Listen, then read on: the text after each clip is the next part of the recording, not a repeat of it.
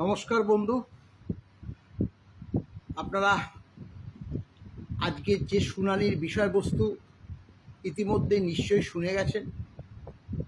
ঘটনাটি হচ্ছে যে গত সোমবার থেকে ম্যারাথন যে শুনানি পর্ব চলছে, আজকে প্রথমার্ধে এসে আপাতত শেষ হলো।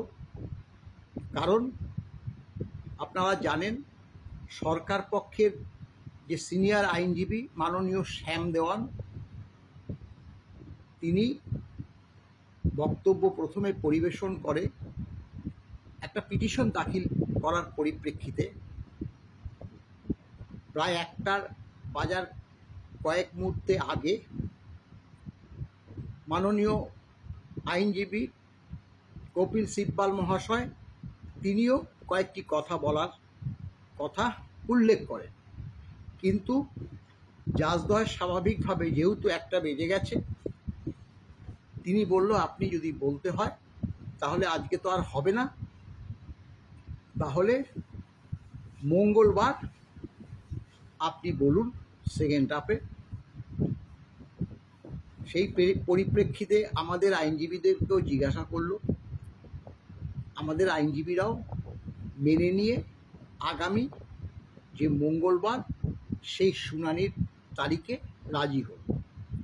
দেখুন, ঘটনাটা হচ্ছে, আমরা confederation of state government employees এই ডিএ মামলা যে প্রথম থেকে করে এসছি, আমাদের দায়িত্ব সর্বাধিক। আমরা তো আপনাদেরকে কথাই দিয়েছি যে এই ডিএ মামলার আমরা শেষ দেখে ছাড়ব। এখন ঘটনাটা হচ্ছে যে আমাদের পরিশ্রম, তো আপনারা যেটাই বলুন না কেন, সেই পরিশ্রম আমরা নিজেরা কষ্ট সাধ্য করেও সামলে নিতে পারছি। অর্থনৈতিক দিকটা আপনারা অনেকেই টাকা পাচ্ছেন, কিন্তু খরচাটা বহু হচ্ছে।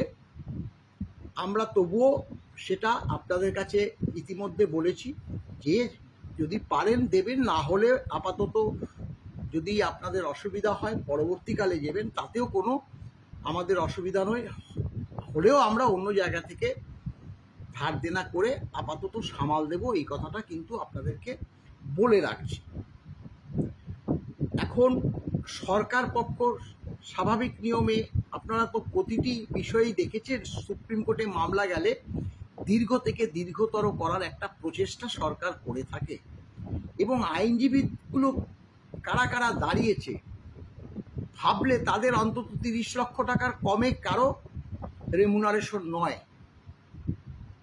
তারা যে ধরনের টাকা খরচ করছে, আমার আপনার টাকা, সেটা তো বলে, কারণ যাদের লজ্জা নেই তাদের কিছু বলে তো লজ্জা হয় না। তবে হ্যাঁ, আমি আবারও বলছি যে আমাদের দায়িত্ব সর্বাধিক। এই মামলার আমরা শেষ দেখে ছাড়ব।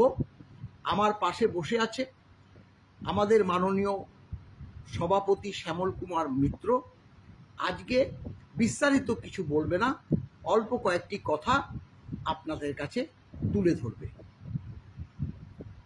প্রিয় কর্মচারী বন্ধুরা, আমরা 2016 সালে যখন এই মামলা স্যাটে করি এবং মামলা শুরু হয় confederation of state government employees and others versus state of West Bengal and others, সেদিনই আমরা বলেছিলাম যে এই মামলার শেষ দেখে আমরা ছাড়ব, শেষ দিন পর্যন্ত আমরা মামলায় থাকব। আমরা 2022 সালের 28শে নভেম্বর থেকে যেটা আন্তরিকভাবে চেয়ে এসেছি যে মহামান্য সুপ্রিম কোর্ট এই মামলার একটা পূর্ণাঙ্গ শুনানি করে অন্তিম রায় দিন, যাতে আগামী দিনে ডিএর প্রশ্নে রাজ্য সরকার কর্মরত এবং অবসরপ্রাপ্ত রাজ্য কর্মীদের আর বঞ্চনা করতে না পারেন। এবং দীর্ঘদিন মামলার শুনানি হয়নি, শুধু তারিখ পাচ্ছিলাম। কিন্তু জাস্টিস করলের বেঞ্চে আমরা একটা চূড়ান্ত তৎপরতা লক্ষ্য করেছি, যাতে মামলাটা একটা কমপ্লিট জাজমেন্ট দেওয়ার জন্য। এবং গত 14 এবং 16 মে মামলার শুনানি হয়েছে। 16 মে একটা অন্তর্বর্তীকালীন আদেশ হয়েছিল। তারপরে গত সোমবার থেকে ধারাবাহিকভাবে একেবারে ম্যারাথন শুনানি হচ্ছে সারা দিন ধরে। আজকে ফার্স্ট হাফে শুনানি হয়েছে। আমাদের সংগঠনের পক্ষ থেকে সিনিয়র অ্যাডভোকেট বিকাশ রঞ্জন ভট্টাচার্য গতকাল তার সাবমিশন রেখেছেন। আজকে আমাদের আর এক সিনিয়র অ্যাডভোকেট রইফ রোম তার সাবমিশন রেখেছেন। আমাদের আইনজীবী ফিরদৌস শামীম, গোপা বিশ্বাস, শেখর কুমার তারা এই মামলায় আমাদের সিনিয়র অ্যাডভোকেটদের সহযোগিতা করেছেন। এবং আজকে সরকার পক্ষ আরেকটি নতুন পিটিশন দিয়েছেন, যার ফলে আজকে এই মামলাটি শুনানি শেষ হয়ে যাওয়ার একটা আশা আমরা করেছিলাম, কিন্তু নতুন পিটিশন দাখিল হওয়ার পরে সেইটা নিয়ে বিস্তারিত আলোচনা হবে। কাজেই আজকে প্রথমার্ধে সরকার পক্ষের মাননীয় আইনজীবী শ্যাম দেওয়ান বলেছেন এবং আগামী মঙ্গলবার দ্বিতীয়ার্ধে শুনানির দিন ধার্য হয়েছে এবং সেদিন কপিল সিব্বাল এবং অন্যান্য যে সিনিয়র আইনজীবীরা রাজ্য সরকারের পক্ষে রয়েছেন তারা বলবেন। সরকার পক্ষ যে মামলাটাকে দীর্ঘায়িত করতে চাইবে এবং এতদিন চেয়ে এসেছে এটা আমরা জানি। কাজেই এতে আমরা অবাক হইনি। আমরা শুধু একটা কথা বলবো যে একটা কমপ্লিট জাজমেন্ট আমরা সুপ্রিম কোর্ট থেকে পেতে চলেছি এবং যে পিটিশন সরকার পক্ষ নতুন করে দাখিল করেছেন তাতে হয়তো সময়টা অনেকটা দীর্ঘায়িত হবে। আমরা আর্থিকভাবে এবং খুব বিপর্যস্ত অবস্থায় পড়ব, কিন্তু এর একটা ভালো দিক আছে যে এই পিটিশনটা আমরা এবং আমাদের আইনজীবীরা পুঙ্খানুপুঙ্খভাবে পড়েছি। তাতে আমাদের মনে হয়েছে যে এই পিটিশনটায় আমাদের পক্ষে যুক্তি সাজাতে অনেক সুবিধে হবে।